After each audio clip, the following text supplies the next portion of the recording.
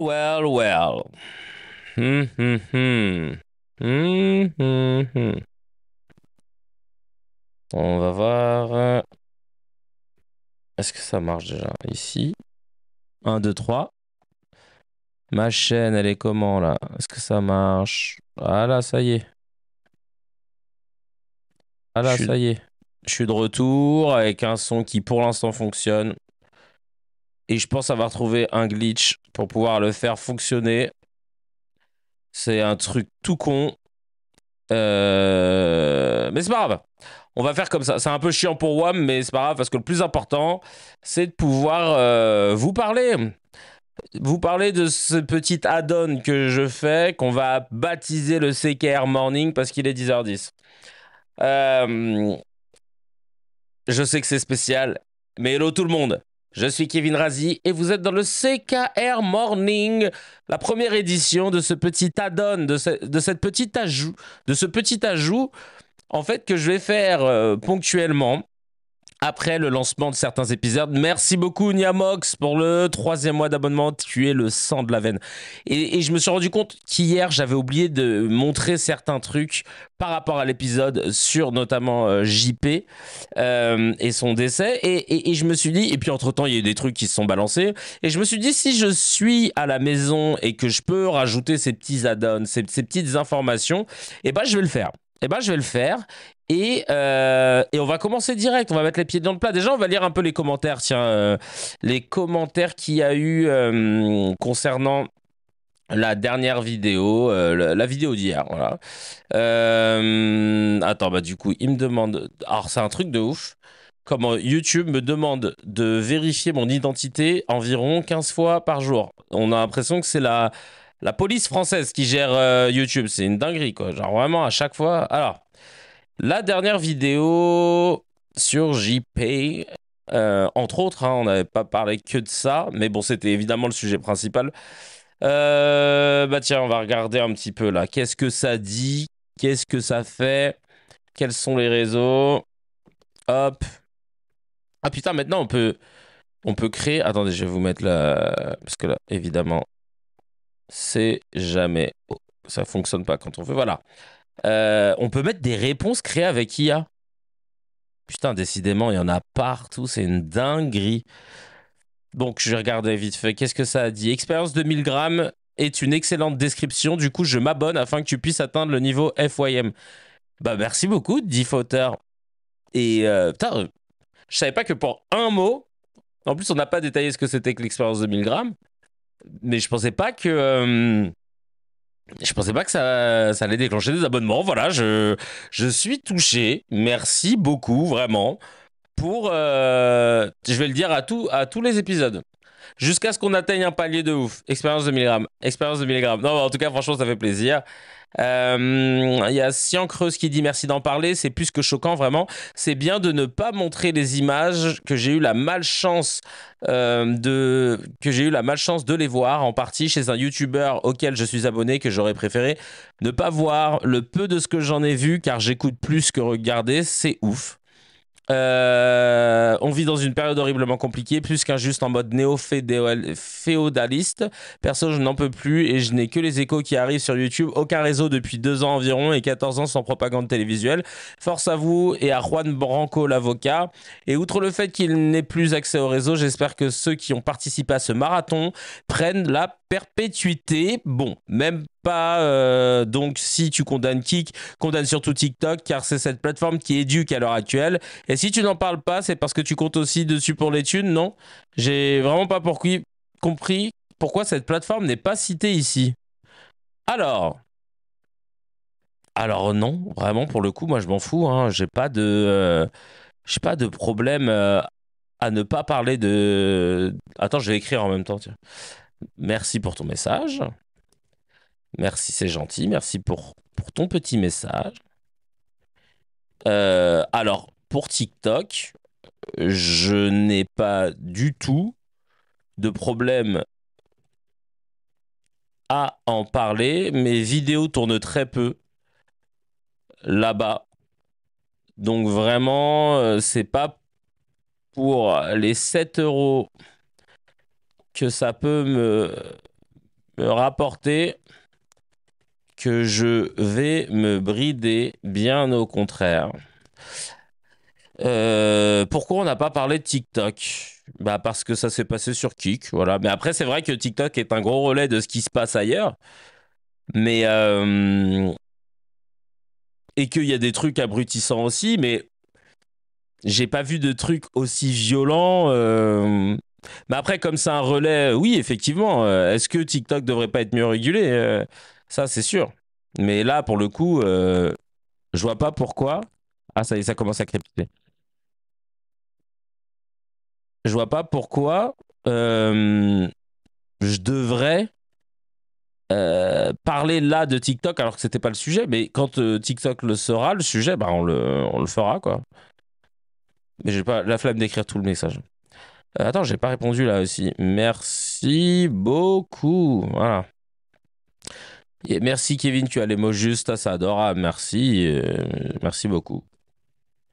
Hop.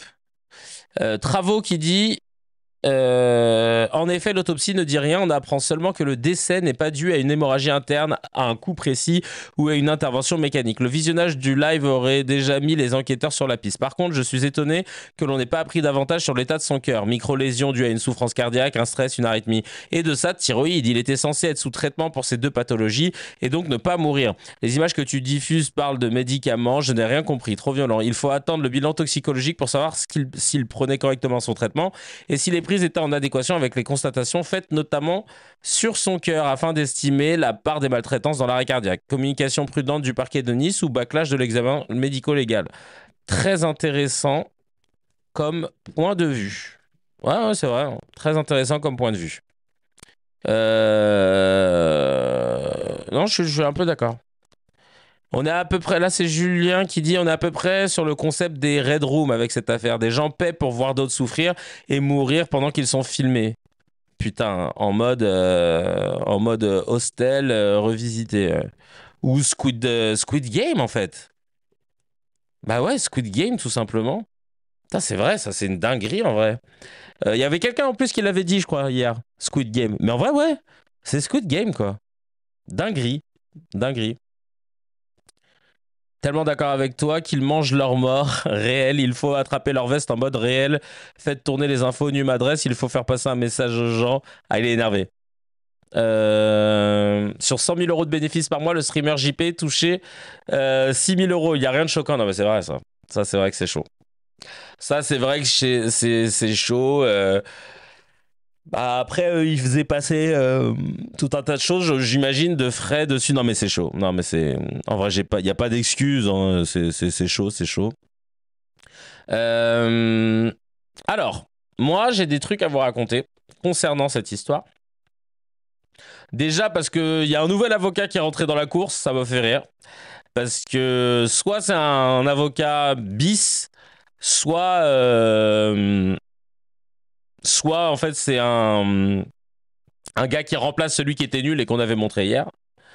Je vais vous montrer un tweet de Romuald du 13 qui résume, en plus c'est assez intéressant, toutes les prises de parole des avocats qui se contredisent. On va commencer avec Yassine Sadouni. Yassine Sadouni, donc l'avocat de Naruto, de Naruto V, dont des petits bâtards ont dit que je lui ressemblais, merci beaucoup, explique que Naruto savait que JP avait des problèmes cardiaques. On écoute cette vidéo. Ça veut dire qu'il savait quand même qu'il jouait à un jeu dangereux et potentiellement mortel. Non, ça n'a rien à voir avec le jeu, c'est juste une personne qui avait peur que son ami meure. Tout simplement. Non, ça n'a rien à voir. Un ami qui avait des problèmes cardiovasculaires, un ami qui avait des défaillances cardiaques. Tout simplement. Alors, d'accord. Il sait qu'il a un ami qui a des défaillances cardiaques et il joue à des jeux de strangulation avec. Mais les jeux de strangulation, on peut en tirer toutes les conséquences que l'on veut en regardant les images. Ça veut dire qu'il savait quand même qu'il jouait. Il était nul à chier. Hein, vraiment, Voilà. Donc là, le client, donc Owen, aka Naruto V, savait que JP avait des problèmes cardiaques. Ok. Ensuite, on a évidemment un autre. Qu'ils n'en avaient pas connaissance, puisque c'est une information que... Là, c'est un autre avocat maintenant. l'avocat du même individu. Et voici ce qu'il dit. Évidemment qu'ils n'en avaient pas connaissance, puisque c'est une information que personne n'avait, et j'allais dire même à ce stade, c'est une information que personne n'a, puisque l'expertise anatomopathologique, elle n'a pas encore été réalisée, donc on ne connaît pas la cause exacte de la mort. En revanche, ce qui est indiqué de manière extrêmement claire, et je crois que les médecins légistes savent peser les mots, c'est qu'ils excluent l'intervention d'un tiers. Si on exclut l'intervention d'un tiers, ça veut dire que toutes les personnes qui ont participé à ce stream sont exclus comme ayant pu causer la mort de ce monsieur. Mais encore une fois, comme vient de l'expliquer Paul Conche, les investigations se poursuivent pour savoir si les violences qu'il a subies les jours qui ont précédé sa mort ont pu accélérer d'une certaine façon et avoir un impact sur son décès. Et je vous pose la question de savoir si votre client avait connaissance de son état de santé, parce que on peut s'interroger. Il y a cette vidéo qui circulait sur les réseaux sociaux, vidéo qui avait été faite en direct sur cette plateforme où ils anticipent, votre client et les autres streamers anticipent ce scénario. Il demande à Raphaël Graven, face caméra, de le dédouaner en cas de mort lors d'un de ses lives. Donc à partir du moment où ils anticipent ce scénario, c'est qu'ils se rendent bien compte qu'ils sont en train de jouer avec le feu. Alors, il y a des investigations qui seront faites sur ça, notamment sur l'analyse des vidéos, les connaissances des uns et des autres. Vous imaginez bien qu'il y a des témoins qui seront entendus. La vidéo à laquelle vous faites référence, vous n'aurez pas manqué de remarquer que les autres aussi font les mêmes déclarations. Alors, et les autres aussi... Alors, attendez, je précise, parce qu'on ne va pas diffuser l'intégralité de la vidéo qui fait 3 minutes, mais il lui demande d'abord de dire « s'il m'arrive quoi que ce soit, ce n'est pas de votre faute ». Il refuse, ça va durer pendant 3 minutes. Pendant 3 minutes, ils vont argumenter, ils vont essayer de lui forcer la main pour qu'il essaie de dédouaner les autres. Et un par un, effectivement, à la fin de la vidéo, ils disent face caméra « bah regarde, nous, on n'a pas de difficulté à le dire, donc dis-le ». Et il finit par le dire sous la pression au bout de 3 minutes. Première chose. Deuxième chose, il y a une enquête qui a déjà été menée au début de l'année 2025. Dans le cadre de cette enquête, l'ensemble des participants ont été entendus. Le principal intéressé, Monsieur Graven, a été entendu. Il a dit non seulement qu'il était consentant, non seulement qu'il participait de bonne volonté à ce qu'il était, et il a ajouté, et c'est quand même très important quand on essaye de s'intéresser à ces images, que c'était de la fiction, que les choses étaient scriptées, étaient décidées à l'avance, et que chacun jouait un rôle qu'il s'attribuait les uns les autres. Et donc vous... J'adore, moi, c'est... Ah, merde. Attends. J'adore, moi, cette excuse qui nous sort, là. C'était scripté, il jouait un rôle et tout, parce que vraiment, je crois, mesdames et messieurs, qu'on vient de dénicher les meilleurs comédiens français, voire du monde. Et ils sont à Nice dans un local. Ils n'étaient pas au cours Florent, ils n'étaient pas au conservatoire. Ils n'étaient ni nommés dans des films aux Oscars ou aux Césars. Ils étaient dans un local à Nice. Les meilleurs comédiens, Chacal, qui jouaient des rôles divinement bien à la perfection. Et on s'est fait tout savoir, évidemment. Ah là là là là! Comment on s'est fait grave avoir! Truc de ouf! Ils nous ont bien eu. Vraiment, on s'y attendait pas, quoi. En fait. Non, mais s'il te plaît, là, ton histoire, elle tient plus debout avec tes histoires de script, là. C'est la défense de tous les prédateurs, agresseurs, harceleurs. Et j'en place une pour notre ami Yann Moix, qui nous a fait la même chose comme défense avec Gérard Depardieu, qui disait des trucs infâmes sur quand ils étaient en Corée du Nord, sur des gamines notamment mineures, sur des femmes, et après ils ont dit mais non, mais c'était scripté. Bah ouais, Chacal, fais voir le scénar, hein. Fais voir le scénar, on veut tout voir. Bref. Et enfin, autre vidéo, alors attends, c'est où? Autre vidéo, là ça c'est ce dont je vais vous parler, je suis en train de vous montrer le conducteur, au calme. Conseil de Safin. À ce stade, on n'a pas d'éléments précis composant la santé. Ah, c'est l'avocat de Safin, de l'autre. De ce malheureux JP qui est décédé. Ce qui est sûr, c'est que mon client n'avait pas connaissance, comme les autres streamers, de potentielles problématiques d'ordre cardiaque, comme ça a pu être annoncé par un autre avocat. Ce n'était pas le cas, en tout cas, de ce qui m'a été confié. Ouais, est-ce que vous êtes satisfait du rapport d'autopsie? Quand je dis satisfait, c'est... Non mais il est malade. Il y a 1 million de vidéos où ça parle de ses médicaments, où JP il dit devant eux qu'il a des problèmes cardiaques, etc. Il y en a plein. Donc en fait, ils sont au courant qu'il y a des circonstances. Mais c'est une dinguerie en fait. Les gars mentent dans le plus grand des calmes. Ils mentent là. Enfin, je veux dire, ils ont pondu que des éléments. Ou alors ils vont dire que c'est un script. Non, non. JP, il disait qu'il avait des problèmes cardiaques et il mangeait. En plus, à un moment, il y a un truc où il dit ouais, je dois prendre mes médicaments, vous faites chier, machin. Il dit mais vas-y, prends-les, machin. Enfin, tu vois, il y a plein de clips comme ça. Donc, tu vas me dire que c'est scripté aussi. Non, non. Il jouait un personnage dans la série Jean Portmanov. Jouait le personnage qui avait des problèmes cardiaques et qui devait prendre ses médicaments. Et il le jouait tellement bien que il y avait des médecins qui disaient oui, voilà, l'ordonnance et tout. Non, c'est que du script. Mais on savait pas qu'au final, la réalité rattraperait la fiction et qu'il avait vraiment des problèmes cardiaques. Et eu égard aux clients que vous représentez, ça les exonère complètement? Alors, on ne peut pas être satisfait au regard de ce qu'il se passe par la mort de ce JP et aussi par ce qui se passe pour nos clients. Satisfait, on va dire, un petit peu par le fait que, effectivement, ça exonère, je veux dire, médicalement, le fait que Safin, puisque c'est celui que je représente, d'un point de vue médical, n'est pas responsable. Ça, c'est le médical qui le dit. Ce qu'on sait actuellement, c'est que JP est mort en direct. Ça, c'est une réalité. Safin n'était pas là, pour la petite histoire. Mais ce qu'on sait aussi... Ouais, super. Il n'a pas participé, voilà. Voilà. C'est que les médecins qui ont été... C'est l'autre streamer, Naruto. C'est l'autre streamer, Naruto, qui était présent. Ouais. Mon client, entre guillemets, n'était pas là depuis 2 jours, mais c'est au final un détail. Ce qui est important, c'est les 2 médecins de Nice, qui ne sont pas des débutants, qui ont eu cette pression médiatique, cette pression politique, sont arrivés au constat suivant. Ce qu'il s'est passé pendant ce stream n'est pas à l'origine de la mort de ce streamer de JP. Et l'avocat 1 de Safin et Kada Sadouni, le frère aîné de l'avocat 1 de Naruto. Ah oui, d'accord, ça bosse en équipe. Oui, bon, bah en fait, des génies de l'acting, voilà. On a eu la chance d'avoir des génies de l'acting, comme tu l'as dit, Sophia.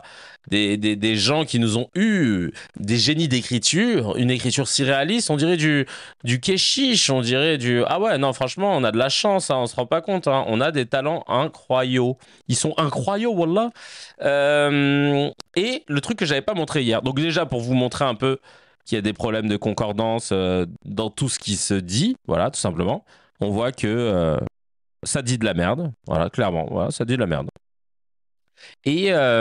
l'autre truc qui m'a fait rire, c'est quand, tristement un rire, c'est quand nos amis de chez RMC ont décidé de mettre le nez dedans, et notamment dans cette histoire, et notamment Antoine Dier, ou Dier, je sais pas comment on le prononce, et j'en ai strictement rien à foutre. C'est un gars, donc un éditorialiste, ancien directeur adjoint de la stratégie et porte-parole du candidat à la présidentielle Éric Zemmour. Donc autant te dire, pas beaucoup de respect pour le personnage. Et lui, donc qui est dans 88, vous vous rappelez, c'est celui qui disait « Je n'ai jamais vu des catholiques brûler, empêcher un film d'être diffusé ». Oh oui, putain, d'ailleurs, faut que je revienne là-dessus. Ah bah tiens, on va commencer par ça. Alors déjà, Antoine Diers. Alors, on va vous montrer le personnage parce que décidément, c'est nullité sur nullité, et vous allez voir que à la télévision et dans les médias d'info, plus t'es nul, plus t'as du taf. Voilà, vraiment là, ça nous fait plaisir de voir la nullité. On va revenir déjà sur cette histoire de Barbie. Regardez. Le pape te dit pas, si vous diffusez tel film, on viendra tout casser. Les cathos, quand ils font une manif, t'es né en quelle année, toi? Je suis né en 88. Et les cathos, quand ils font une manif... t'as pas connu quand ils avaient fait flamber les cinémas Paris pour la dernière tentation de Jésus-Christ. Mais il y a aucun, c'est pas vrai. Il y a pas de catho qui a mis un feu au cinéma. Alors là, je veux te dire, attends. Si, il y a eu des ah oui, bah oui, faut la dernière tentation du Christ. Et ouais, Chacal, t'as pas l'air con là d'un coup quand le mec il connaissait pas, tu sais, non bah ça m'étonnerait que l'achat, bah Chacal, voilà. Et ben lui d'ailleurs, comme Eric Nolot, qui faisait sa petite blague en mode Barbu, ils auraient dû diffuser Barbu plutôt que Barbie, etc. Tout le monde y allait de son mot, de sa supposition concernant ces gens qui auraient annulé la diffusion du film Barbie en plein air à Noisy-le-Sec, parce que c'était ça le sujet. Ils ont des gens qui ont fait pression pour pas que le film soit diffusé. Et en fait, bah, il en est quoi de cette histoire qu'est-ce qui s'est passé? Est-ce qu'on a le fin mot de l'affaire? Qui a mis la pression pour que le film soit déprogrammé? Vraiment, je veux savoir qui a mis la pression. Eh bien, en fait, c'est toute une autre histoire qui a été racontée. Et cette affaire, en fait, ne concerne pas du tout, mais alors pas du tout, les... comment ça s'appelle? Ne concerne pas du tout des groupuscules musulmans ou des associations musulmanes qui auraient fait pression pour déprogrammer ce film Barbie. Mais pas du tout. On parle d'un gars qui fait partie d'un groupe affilié UDI. Donc l'Union, c'est un truc centre-droit si je dis pas de bêtises, l'UDI, Union des démocrates indépendants, ouais.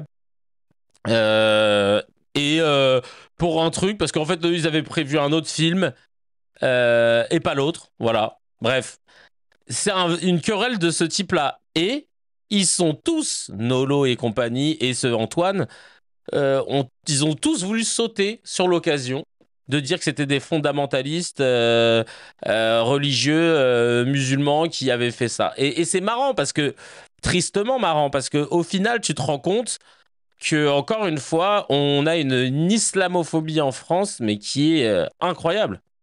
Mais le mal est fait, exactement. Le mal est fait, ça y est.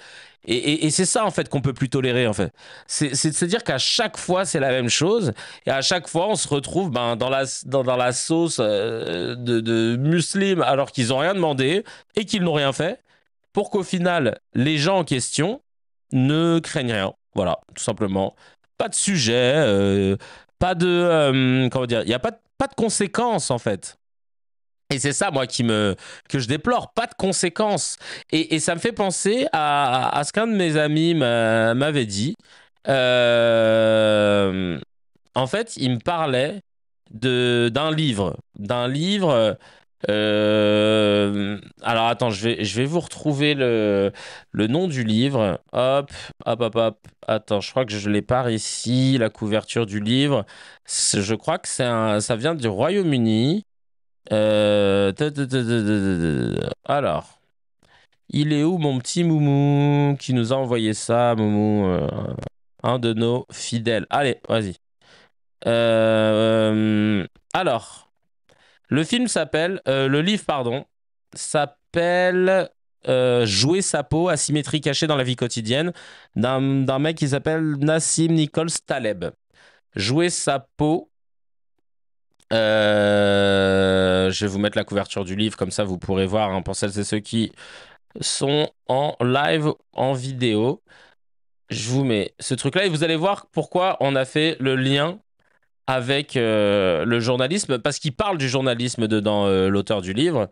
Hop, voilà, ça c'est la couverture du livre. Taleb, Jouer sa peau, asymétrie cachée dans la vie quotidienne. Et pourquoi c'est intéressant quand il parle du volet journalistique? Parce qu'en fait, il explique que il ne faut pas, en gros, hein, je schématise parce que j'ai pas lu, je vous rapporte ce que Mourad nous disait. Il disait, en gros, il ne faut pas écouter quelqu'un qui ne joue pas sa peau, qui ne joue pas sa vie. Alors, pourquoi il parle de ça? En gros, il te dit, les journalistes qui sont des relais d'information entre les faits, ce qui s'est passé et les gens, si ils craignent pour des raisons vitale, c'est-à-dire pas genre on va les tuer s'ils disent une connerie, mais si ils peuvent risquer de perdre leur poste parce qu'ils ont diffusé une information qui n'était pas vérifiée, une fake news, quelque chose d'orienté, etc. Si il y avait une sanction systématique parce que tu ne respectes pas la charte de Munich, eh ben évidemment qu'ils feraient attention. Or là, tu peux le voir dans notre espace médiatique français, qu'il n'y a aucune incidence pour des personnes qui parrainent la parole dans des médias d'info, qui se font passer pour des journalistes, alors que parfois il y en a, ils n'ont même pas fait d'école de journalisme, ils n'ont même pas de... Enfin, on leur donne la carte de presse juste parce que leurs revenus proviennent de médias référencés et connus comme tels. Si tu prends des piges à chaque fois que tu parles dans un média, si tu as 51% de ton revenu qui est généré par là, RMC ou je sais pas moi, ou Europe 1, etc., tu peux demander la carte journaliste. Et la carte presse, mais ça veut pas dire que tu as une rigueur de journaliste, en fait. Et c'est là que le bas blesse, sachant que la carte presse, on te la retire pas non plus. Et même si on te la retire, ça ne t'empêche pas d'intervenir à la télévision ou à la radio. Et donner ton avis et donner de l'opinion. Et l'opinion, c'est pas forcément basé sur des faits. Et on l'a bien vu depuis quelques années dans les médias français. On n'attend pas des éditorialistes, etc., que ça vérifie les infos. Ils veulent juste faire dans la sensation, dans l'opinion. Ils veulent que ça parle, que ce soit repris, etc. Et en gros, bah ouais, effectivement, comme il n'y a pas de sanction de ouf pour les journalistes, bah ils s'en foutent. Il n'y a pas d'enjeu. Et vous vous rendrez compte que cette asymétrie d'enjeu de est-ce que je joue ma vie ou pas, est-ce que je joue ma peau, comme pour reprendre le terme du livre, il est valable dans le journalisme, il est valable même dans la vie de tous les jours. Par exemple, ton rapport avec ton banquier. Toi, ton banquier, il te dit ouais, bon, là, vous êtes en galère. Il faut combler votre compte. Vous avez tous peut-être déjà reçu ces messages de manque de provision. Il faut réapprovisionner pour pouvoir faire passer tel virement machin rapidement machin. Fonds insuffisants, tout ça. Et en vrai, si toi par exemple ton salaire il est fixe et il bougera pas, tu te dis bah ouais mais là j'ai pas d'argent de côté, je peux pas faire mieux que ce que je fais là parce que mon salaire il me suffit déjà pas à pouvoir payer mes charges et tout, donc il faudrait que je prenne quoi, que je prenne un deuxième job pour pouvoir gérer cette situation. Bah ouais mais il y a que 24 heures dans une journée, c'est compliqué. Et donc la marge de manœuvre elle est du côté du banquier en vrai. Bah, on peut soit annuler la dette, lol, soit étaler la dette, trouver une solution parce que c'est eux qui ont la marge de manœuvre là-dessus. Mais ton banquier, lui, il s'en bat les couilles que tu payes ou pas. Parce que lui, le soir, quand il va rentrer, Netflix, on mange quoi ce soir? Ah, cool, trop bien. Tu sais ce que, au bureau, Géraldine, elle a dit que à Noël, ils allaient aller. Et donc, en fait, il n'y a pas d'incidence. Ah, attention, le vinyle qui reprend. Il n'y a pas d'incidence, alors qu'à l'inverse, toi, tu dors pas. Toi, tu dis, putain, il y a 1500 balles qui me demandent, je les ai pas. Tu regardes ton compte, t'es à moins 1000. Tu dis, ouais, mais comment je vais faire, machin, nan, nan. Puis après, tu sais que quand ton salaire va revenir, tu gagnes 1008. Bah, ça va, il y aura que 800, sauf que bah, t'as le loyer, machin. Et c'est une spirale. Et t'es au bout de ta life. Et toi, t'es dans la merde parce que tu joues ta vie. Mais lui, non. Et donc, c'est pour ça qu'il a pas envie de se forcer à trouver des solutions, tu vois. Sauf si, d'un coup, tu ne t'appelles plus Tartampion, mais que ton nom de famille c'est Arnaud, c'est Drahi, que d'un coup tu représentes des milliards d'euros. Si tu veux pas payer pendant 3 mois quelque chose, crois-moi que c'est ton banquier qui va se gratter la tête et qui va pas dormir. Parce qu'il va dire putain, j'ai une pression, les gars, si le mec ne rembourse pas ses 30 milliards, la boîte elle coule. Et là, il va trouver des solutions pour toi parce que son poste il est en jeu, sa boîte est en jeu. Alors, vous voulez pas te payer tout de suite? Bon bah attendez, on va voir ce qu'on peut faire, on va se démerder, on va vous prendre... Attendez, on va peut-être étaler, peut-être vous rembourser à partir de dans 1 an, peut-être, comme ça, le temps de vous refaire, et puis...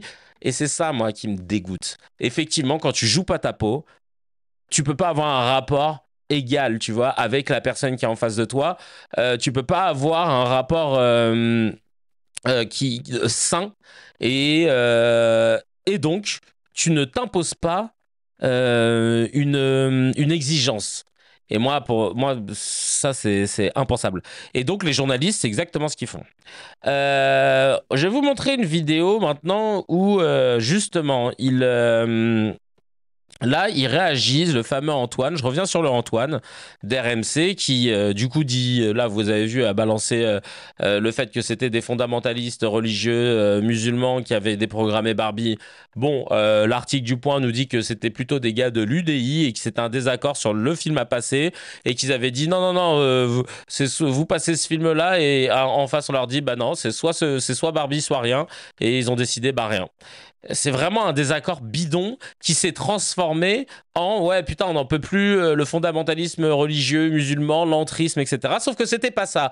Et parce que personne n'est allé chercher, personne n'a voulu fouiller, et ben on s'est tous contentés ils se sont tous contentés de balancer ce qu'ils avaient par rapport à évidemment leur sensibilité, tu vois. Et dès lors que tu as cette facilité à cracher sur une communauté, ça en dit long sur ta sensibilité. Ça veut dire que quelque chose au fond de toi va te pousser systématiquement à dire quelque chose qui va être discriminant vis-à-vis d'une communauté. Et c'est exactement ce qui s'est passé.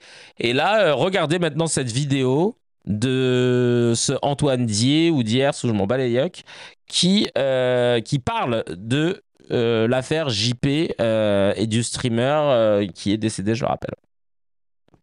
C'est parti, on y va.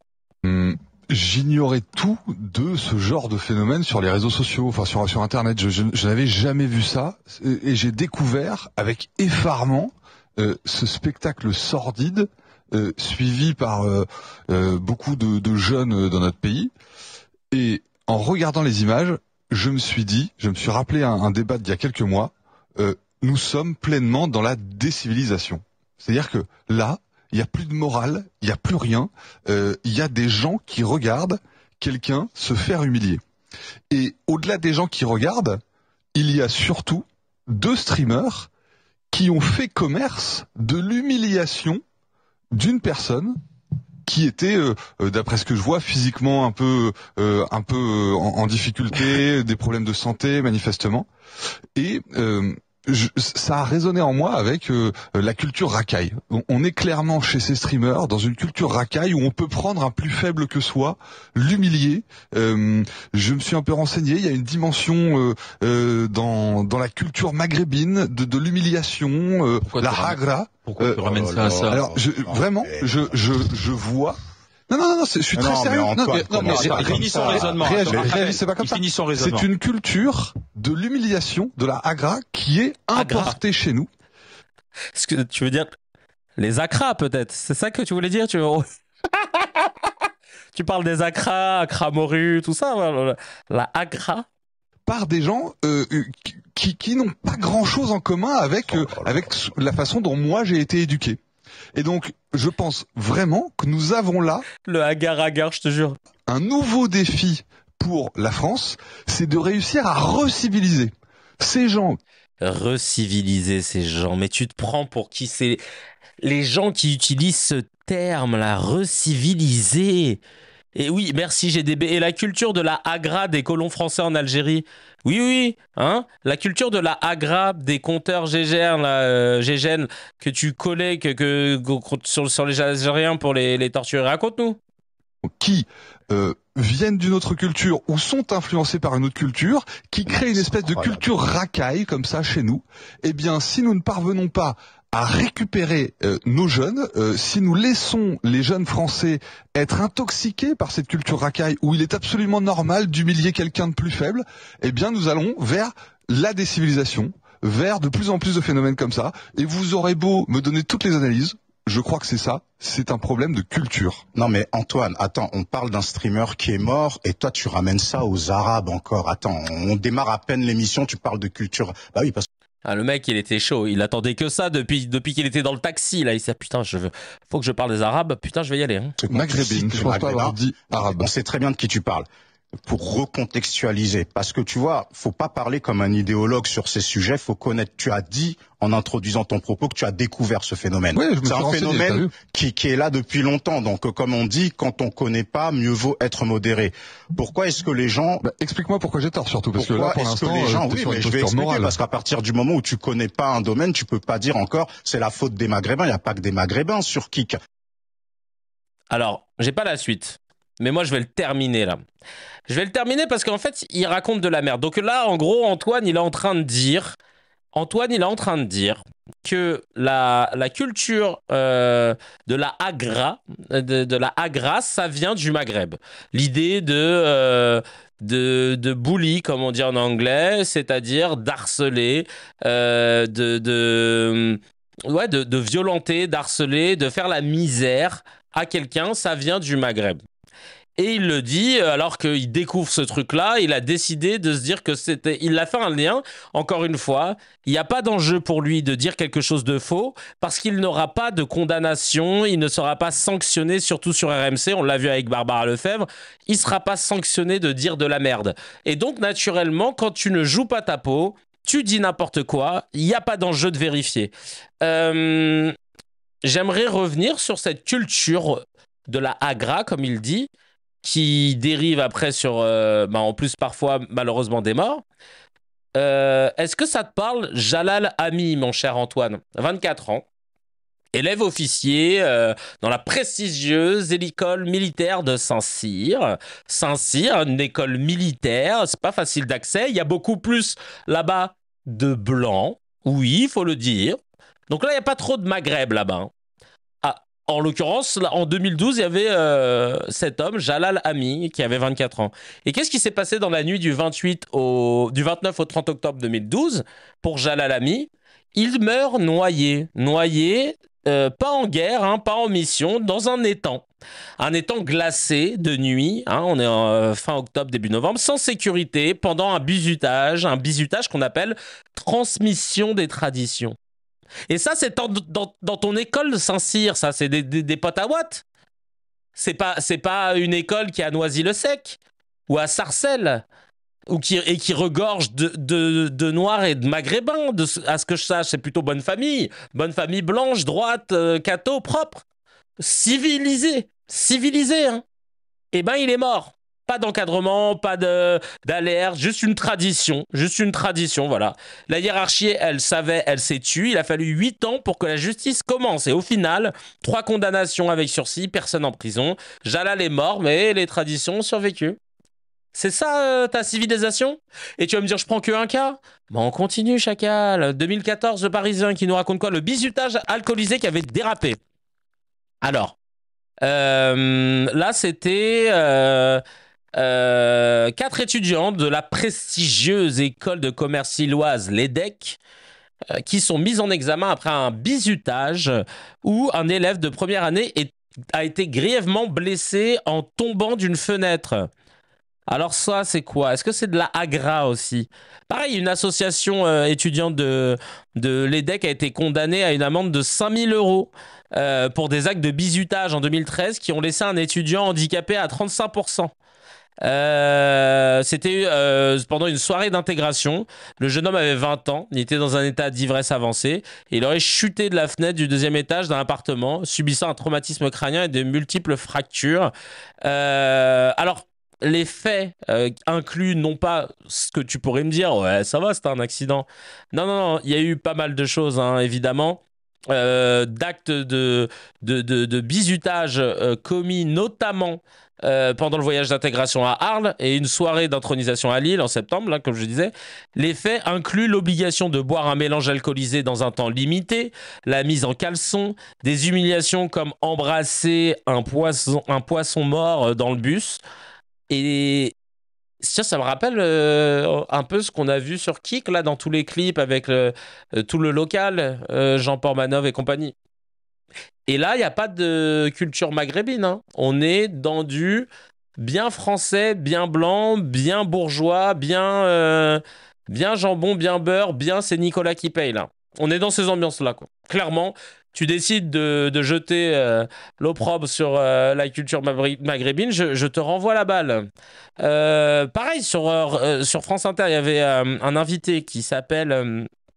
il a sorti un livre qui s'appelle Iban Raïs.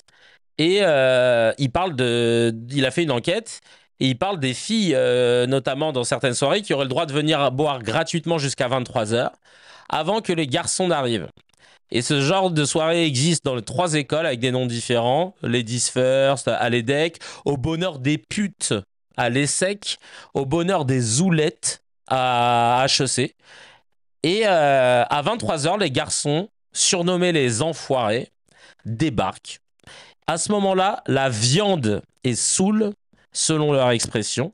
Agression sexuelle, blackout, c'est la définition même de la culture du viol. C'est assez logique d'un point de vue marketing, constate le journaliste. Ces écoles-là, c'est 15 000 € l'année à peu près. Avant d'être des étudiants, ce sont d'abord des clients. Et les directions de ces 3 écoles sont obsédées par les classements et préfèrent mettre tout cela sous le tapis plutôt que d'accepter que ça existe. Donc, petit Antoine, toi qui nous parles de culture maghrébine pour qualifier le calvaire qu'a vécu Jean Portmanov, qui a, pour certains, même mené à sa mort, on est là en train de te dire, chacal, à Saint-Cyr, à HEC, à l'EDEC, dans les facs de médecine, tous les bizutages, c'est quoi? Des bizutages qui mènent à la mort, au viol, c'est quoi? Bah ouais. Eh ben ouais, c'est pas la culture maghrébine, chacal.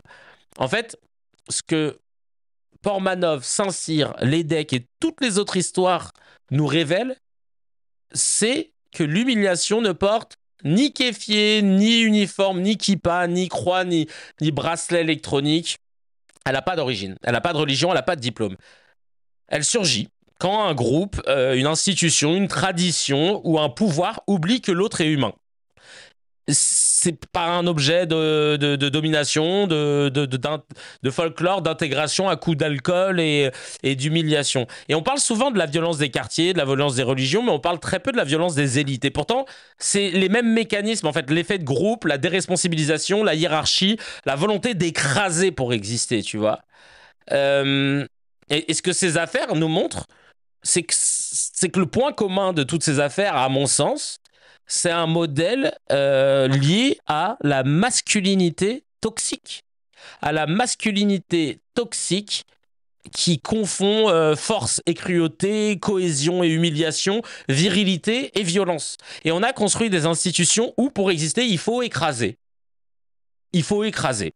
Où le silence des supérieurs est plus fort que le cri des victimes.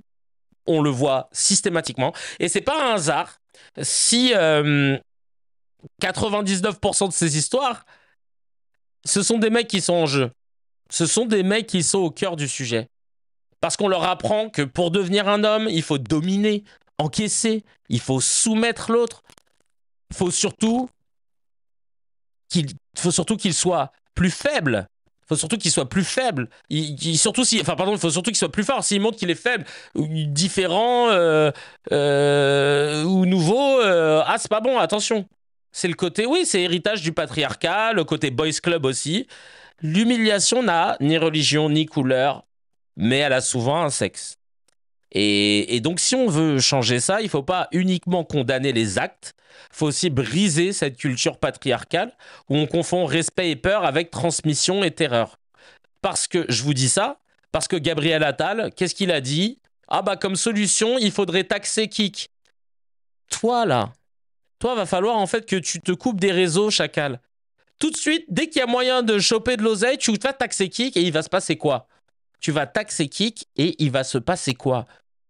C'est comme les gens qui disent s'il y a des gars qui font des bêtises, il faut vite mettre en prison. Tes prisons, elles sont chargées. Et dès qu'on en ouvre une, elle est encore plus remplie. On a bien vu que sociologiquement, ça ne marche pas. Donc oui, non, il faut aller au cœur de la violence. Il faut aller au cœur de l'éducation. Parce que le courage, le vrai, c'est pas de faire boire un bisu à genoux et de lui foutre des coups avec un poisson. Non, c'est de se lever et de dire stop, même si tout le monde rit, même si on te dit que t'as gâché l'ambiance, t'es relou. C'est ça, en vrai, le vrai courage. Et c'est de casser ces trucs-là. Et d'arrêter de dire oui, non, mais on a toujours fait ça. Ouais, non, mais en fait, viens, on arrête. Parce que nous, moi, en tant que noir, dont mes ancêtres sont issus de l'esclavage, ça a duré pendant des siècles. on est d'accord qu'aujourd'hui, quelqu'un qui dit oui, mais on a toujours fait ça, donc on peut continuer. Tu vas me dire, bah, ça va pas ou quoi? Ça te semble logique, c'est pas un débat. Bon, ben, je pense que là, c'est pareil. C'est pas parce que ça a toujours existé que c'est une bonne chose et qu'il faut le perpétrer. Bah non, en fait, le temps ne fait pas tout. Parfois, c'est bien de pouvoir remettre en question et déconstruire tous ces trucs que tu semblais acquis. Ça va être long après. Il y a autre chose aussi sur CNews que j'ai vu. C'est concernant le... Ah, c'est génial ça. Le vote musulman. Regardez, on va écouter cet extrait. On sent, en fait, on voit une fracture profonde dans le pays. Il y a aujourd'hui une fracture de population. Quand 75% des musulmans qui votent à gauche, c'est qu'ils savent qu'ils y ont un intérêt. Quel est l'intérêt des musulmans à voter à gauche ou à l'extrême gauche, parce que les deux sont inclus dans le vote de gauche, c'est continuer l'expansion de l'islam en France. Parce qu'ils savent qu'aujourd'hui, ceux qui défendent le plus l'expansion de l'islam en France, c'est la gauche et l'extrême gauche, qui leur dit c'est très bien, vive l'islam, il faut faire venir plus d'immigration. Vous avez des gens qui ont dit vive l'islam, il faut faire venir plus d'immigration dans le paysage politique de gauche? Si il a les sources. Qui dit faire venir plus d'immigration, dit faire venir plus de musulmans en France, parce que la majorité de l'immigration en France, dois-je le rappeler à chaque fois, est de religion musulmane. Donc oui, les musulmans qui dans leur pays d'origine, et on le voit à chaque fois qu'ils votent en France pour leur pays d'origine, parce que souvent ils sont binationaux, votent pour la droite dure de leur pays, mais en France votent pour la gauche. Bon, en France vote pour la gauche. Je rigole parce qu'en fait depuis tout à l'heure je vous raconte des infos sorties tout droit de mon fiac et je me dis putain personne m'arrête, bah du coup j'invente des trucs, les binationaux ils votent à droite dans leur pays, ils votent à gauche ici, je dis n'importe quoi, mais vous m'arrêtez pas les gars, bah, vous êtes marrants vous aussi, bah c'est normal que c'est pour ça que je rigolais en fait, parce que bah, personne ne m'arrête en fait, je sais pas, mettez-moi un petit coup quoi, vous voyez bien que je dis de la merde. Bah oui, parce que en fait, l'INSEE te dit que 47% des immigrés vivant en France sont nés en Afrique, ça c'est vrai. 32% sont nés en Europe. Mais en 2022, parmi les immigrés qui débarquaient en France, 40% sont nés en Europe. Et ça a toujours été comme ça, en fait. Majoritairement, là, depuis ces dernières années, on a donc, et c'est sur le site de l'INSEE, tu vois, des immigrés qui viennent chaque année en France avec un chiffre stable, hein, autour de 200 000. Et c'est composé majoritairement de gens qui viennent d'Europe. Voilà. Alors après, c'est pour des études, pour plein de choses. C'est pour ça qu'il y a beaucoup de gens qui arrivent et qui repartent après. Mais c'est pas totalement vrai ce qu'il vient de dire. Parce que lui, il te dit que tous ceux qui viennent, c'est majoritairement des immigrés qui viennent d'Afrique et des musulmans. Bah non. Voilà. Je voulais nuancer le propos qu'il sortait. Et puis alors après, son histoire de ceux qui votent à gauche ici, dans leur pays, votent à droite dure. Bah montre-nous, Chacal. Hein. Sors-nous les chiffres que tu as pu faire, cette corrélation. Parce que je suis même pas sûr qu'il y ait une étude qui le présente. Mais en tout cas, si elle l'est, Chacal, présente-la nous. Parce que tu peux pas balancer des trucs comme ça et... Bah vous voyez, ça revient sur ce que je disais tout à l'heure. Quand il n'y a pas d'enjeu concernant ton poste, ta prise de parole, etc. Quand il n'y a pas d'enjeu, si ce n'est un enjeu juste de buzz, mais qu'il n'y a pas de risque pour toi, bah tu peux dire de la merde, c'est pas grave. Tu vois, oui, ils disent venez les musulmans, venez vivre ici, parce qu'ils veulent l'expansion de l'islam. Chacal, ça fait combien de temps qu'il y a des immigrés de confession musulmane qui viennent en France? Elle est où l'expansion, là? Elles sont où les lois qui sont de plus en plus avantageuses pour la communauté musulmane en France?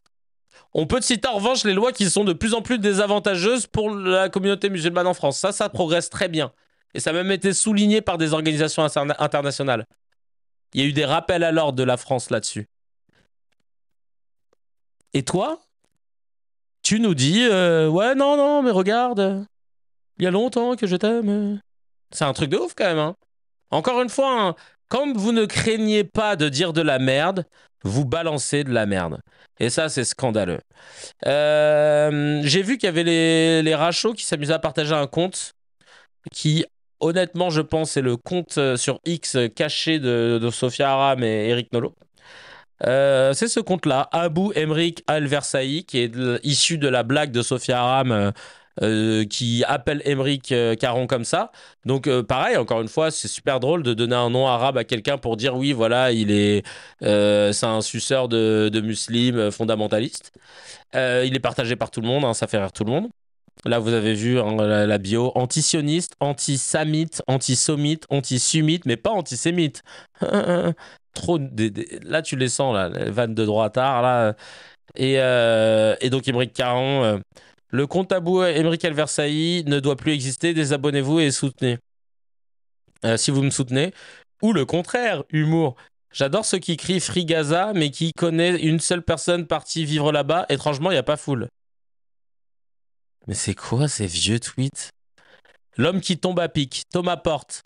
Le 5 octobre 2023, il pose en photo avec un musulman, ok, a priori, ou du moins avec une personne apparentée comme étant arabe et portant une tenue qui peut être apparentée à la culture arabe, ok. Ensuite, Thomas Porte, et là, ils font une vanne devant le Bataclan, la veille du Bataclan. Thomas Porte, le 10 septembre 2001, la veille du 11. Donc, en gros, parce que Thomas Porte, le 5 octobre, il posait en photo avec... Thomas Porte, un député LFI. Il posait en photo avec un mec qui est apparemment arabe et qui porte un camis. Donc... ça veut dire que c'est nul comme vanne. Voilà, c'est ça, on voulait juste savoir. Tu sais, parce que fais des vannes de droitard, bâtarde, bien sales, mais fais bien, tu vois, genre... c'est une règle dans l'humour, tu vois. C'est genre vraiment, il faut que ça réponde à des codes. Alors, attends. Je ne pensais pas que ce serait lui qui découvrirait qui je suis. Je sais qui c'est Abou Emric Al-Versailly. Parodie n'est pas synonyme du mot. Oh là là là là. Aujourd'hui, cela fait 1 an que ce compte existe. 1 an de sarcasme, de coups de gueule, de provocation. 1 an à gratter là où ça fait mal. À dire que c'est ce que d'autres n'osent pas. 1 an à montrer que l'ironie peut être une arme plus tranchante que bien des discours. Abou Emric Al-Versailly n'est pas juste un pseudo. Putain, ça fait 1 an que ça existe. C'est une façon de mettre un miroir devant une société malade qui préfère accuser les autres. Si ça, c'est pas Arthur ou Nolo qui a écrit. Qui préfère accuser les autres plutôt que de se regarder en face. C'est exactement ce que vous faites quand vous défendez Israël. C'est marrant, ça. 1 an et toujours le même avis. Provoquer, faire réfléchir et parfois déranger. Merci à ceux qui suivent, qui comprennent le second degré et qui savent que derrière chaque pic se cache une vérité qu'on aimerait étouffer. Bah non, en fait, c'est ça le problème. Et c'est pour ça, en fait, que c'est pas gaulerie. C'est pour ça que le compte, il a pas non plus décollé de ouf. Parce qu'en fait, tu dis pas des trucs intéressants. Tu peux avoir des takes qui sont imparables, mais toi, t'en as fait l'économie, donc résultat, c'est pas bien, quoi. Tu vois, c'est éclaté au sous-sol. Non, c'est vraiment... Et j'adore l'humour noir, machin, mais là, franchement, ouais, pas fan. Pas fan du tout du bail. Ah oui, dernier truc aussi, après je vous laisse... tranquille, reprendre votre journée. Hein. C'était vraiment le petit live vous naît, tu vois, tranquillement, du matin. Je voulais revenir sur un autre truc. J'ai pas encore les images, mais c'est un de mes potos qui m'a envoyé le message. Il regardait CNews. On a un petit groupe média, on fait de la veille. Il regardait CNews. Et à un moment, CNews a diffusé... je t'en prie, Modem, ça fait plaisir. Merci à toi. Il m'a balancé ce truc-là et je vous en avais parlé dans un CKR.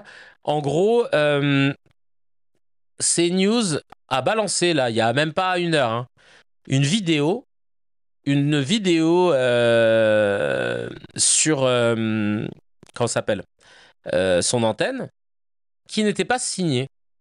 Vous savez, c'était les mêmes vidéos avec la même voix et tout que ce que je vous avais déjà montré, les vidéos dont je vous avais expliqué qu'elles étaient sous marque blanche et que par conséquent, en fait, on ne pouvait pas on ne pouvait pas les prendre en considération, étant donné que, normalement, n'importe quel média, quand il doit diffuser quelque chose, et que c'est un média sérieux, il signe. Désolé le son. Il signe, c'est-à-dire qu'il y a normalement la possibilité de savoir d'où ça vient, Plusieurs etc., dizaines de faux journalistes. Et voilà ce qui est une vidéo de ce type-là. C'est pas celle-ci, mais qui a été diffusée pour que vous puissiez comprendre. C'était des vidéos comme ça. Plusieurs dizaines de faux journalistes, membres ou complices du Hamas. Alors qu'Israël a révélé que le pseudo-reporter Anas Al-Sharif est... Bon, là, cela, on l'avait bien analysé dans la sémantique, etc. Donc voilà, c'était une vidéo comme ça, avec cette voix-là. Et vous savez ce qu'ils ont mis comme source? Ils ont mis source de points réseaux sociaux.